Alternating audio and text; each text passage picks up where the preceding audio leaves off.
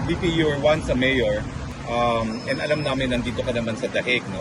But do you plan to meet with Mayor Magalong and the rest of the leadership of the Mayors for Good Governance? Because you had good governance when you were mayor yourself.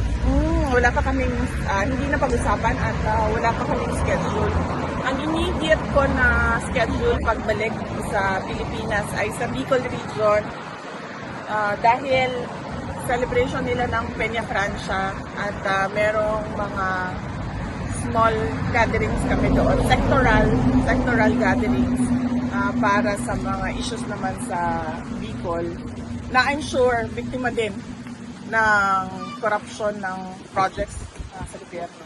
May plans po kayo to meet with Mayor Lenny Robredo while in Francia? Hindi pa namin nagawa yung schedule namin pero yes, gusto sana namin na ma-meet yung mga local government officials ng hindi lang ng Naga, ng entire Bicol region kung kakayanin ng schedule.